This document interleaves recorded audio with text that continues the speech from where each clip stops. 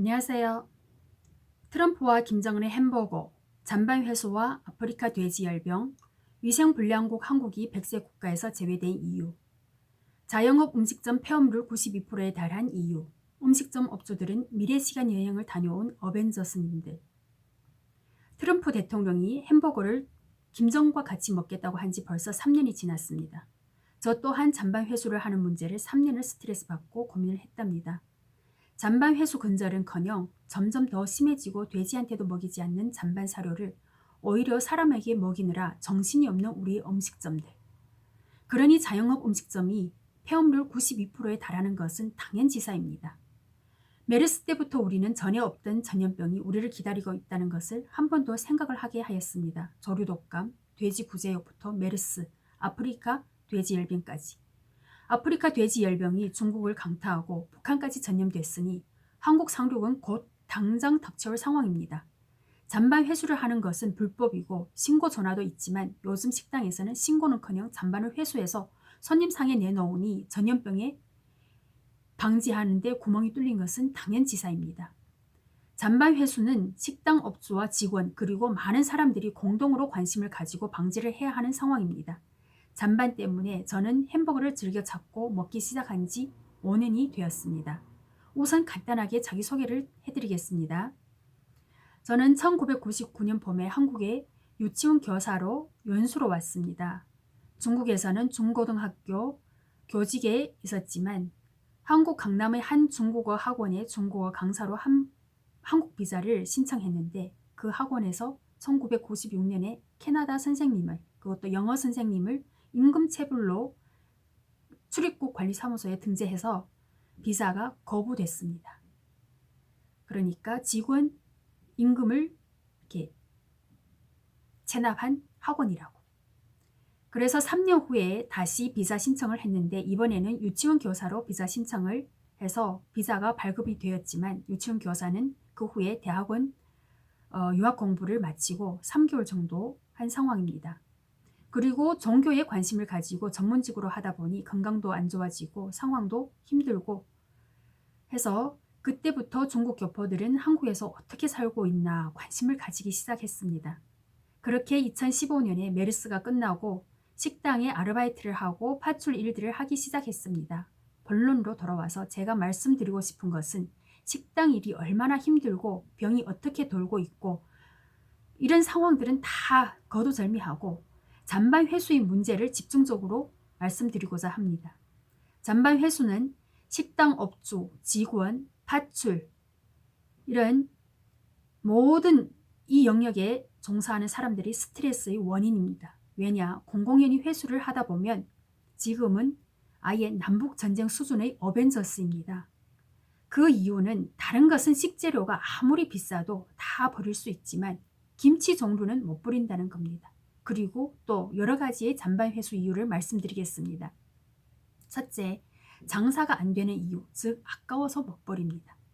둘째, 북한은 굶어서 사람들이 많이 죽어나가는데 한국은 배부른 흥타령이나 하면서 손님들을 교육하겠다는 차원에서입니다. 하긴 한국 음식점 노동력은 좀 노령화된 편이죠. 그래서 교육을 잘 시킵니다. 셋째, 보복 차원에서입니다. 온갖 힘든 일 다 하고 식당 오면 허리띠 풀고 밥 먹는 상황에서 많은 생활 쓰레기를 입으로 먹으면서 내뱉고 행위로 하고 몸으로 밀치고 닥치고 술 한 잔 걸치면 경찰이 출동해야 하는 추태도 많답니다. 이런 상황에서 다시 되돌려주마 하는 심리가 작용을 한 것 같습니다. 어느 직원, 어느 업주들이 그것을 다 고스란히 받아주고 소화시키겠습니까? 네 번째, 손님이 너무 많으면 잔반을 재활용하는 것은 누구나 싫어하는 것을 알고 있기 때문에 싫으면 먹지 마 하는 차원에서 시작한 것 같은데 지금은 잔반 회수가 공공연히 관습이 되어서 식당 인원을 줄이고 손님을 줄이는데 활용되고 있습니다. 제가 일 끝나고 햄버거를 많이 먹는 이유는 말 그대로 잔반 회수한 음식일 확률은 매우 낮은 이유입니다. 2015년에 메르스가 발생했을 때 사람들은 전전긍긍했죠. 2016년까지도 음식점에서 저희 업소는 하루에 수저를 2번 삶습니다 라고 벽에 써붙였는데 지금은 한 집도 못 봤습니다. 행주도 위생불량인 집 너무 많아서 말을 할 수가 없는 상황입니다. 직장인들이 매일 하루에 한 끼에서 2끼밖에는 식사를 하고 직장인들이 매일 하루에 한 끼에서 2끼 정도는 식당에서 밖에서 그러니까 식사를 하고 있는 상황인데 위생에 관심을 가지는 정도가 유체 이탈이라도 해서 주방을 습격하는 수준이기에 싸우는 일이 허다하죠. 칼부림 날까봐도 걱정이 태산이었습니다. 위생불량국 한국이 100세 국가에서 제외된 이유입니다. 위생불량 더 말할 나위도 없습니다. 이후에 차차 한 가지 얘기를 해드리겠습니다. 예를 들어서 어느 선진국이 아프리카 돼지 열병 예방을 한다는데 그렇게 신나게 하나같이 통일로 잔반 회수를 한답니까? 한동안 잔반 회수를 하는 것을 금지하기 위해서 많은 노력을 해왔습니다. 하지만 그 김치 회수 금지는 그렇게도 힘들더군요. 어느 관악구의 설렁탕집에 취직을 했는데 이제 좀 훈련을 받았으니 총 합쳐서 1년 정도 음식점 서빙 경험이 있으니 홀 직원으로 채용을 해주시더군요. 근데 저는 그때 처음으로 금강경을 읽으면서 일을 했어요. 완전히 어벤져스 저리 가라 하는 겁니다. 현대판 시간여행이었죠. 그것은 바로 전쟁 상황입니다. 정으로 횡으로 음식점 경험은 둘째치고 박근혜 전 대통령 탄핵, 이재용 부회장 구속, 나라가 완전 위기 중의 위기일 때였습니다. 그래서 다시 그 시공간을 찾아서 수정을 하였습니다. 그래서 그 다시 시공간을 찾아서 수정을 할 정도였습니다. 전쟁을 막아야죠. 나라에 대통령이 없는 것이 얼마나 심각한 상황이겠습니까?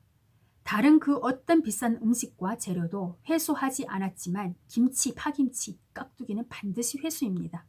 김치, 즉 김정은을 좀 다스려 보겠다는 건가 봐요. 그렇게 사장이 손님 앞에서 무릎을 꿇는 바람에 저는 2달 만에 그만두게 됐답니다. 그 후에 박근혜 전 대통령도 탄핵되고 이재용 부회장도 집행유예로 풀려나고 한 상황에서 저는 파출로 남게 되었는데요. 실제로 식당에서 잔반 회수를 하면 안 됩니다 하고 저한테 잘 가르쳐주던 사모님이 한 달이 지나고 바뀌었어요. 잔반 회수하세요. 저는 못합니다 하는 그날로 저는 잘렸죠. 그것도 참 아이러니하게 동계올림픽이 폐막하자 김정은에 관한 기사가 뉴스에 나기 시작했고 완전 사람들은 북한 애들이 다 굶고 있는데 하는 그런 분위기였죠. 같은 민족이지만 잔반 회수를 해서 북한 가져가는 것도 아니고 한국 사람들이 잔반 회수해서 먹고 돈으로 보내달라는 것이 아닙니까? 잔반을 냉동 탑차에 싣고 가려면 경비가 꽤 들 텐데. 아무튼 저는 또 파출로 뛰기 시작했습니다. 트럼프 미 대통령이 햄버거 먹으며 북한과 대화할 용의가 있다고 한 것도 질병은 예방이 중요해서가 아닌가 싶습니다. 모든 의제는 아프리카 돼지 열병 예방을 위해서 잔반 회수는 금지해야 합니다. 2016년 11월쯤 저는 대상포진 예방접종을 홍병원에서 했고 2014년에 수술받고 건강상 미리 예방접종하고 싶었지만 한국은 그때만 해도 60세 이상을 권장하고 있었습니다. 지금은 55세 이상으로 권장하시더군요. 음식점 주방 식구들은 무조건 대상포진 예방접종을 참고로 권유합니다. 나이를 떠나서 환경 자체가 그렇습니다. 지금 돼지 열병이 북한까지 번지고 한국은 과연 청정지대인가? 100%의 사망률입니다. 예방접종 약품도 개발되지 않았습니다. 이낙연 총리가 멧돼지 잡으면서까지 방역에 나서고 있지만 정작 돼지에게 먹이면 안 되는 음식물 잔반 사료들을 사람들은 재처리도 하지 않고 다시 고스란히 손님상에 나가고 있답니다. 생화학 무기가 따로 없습니다. 음식 외식업 경제 사이트에서 음식점 자영업 폐업률이 92%에 달한다고 합니다. 음식 외식 경제 사이트에서는 음식점 자영업 폐업률이 92%에 달한다고 합니다.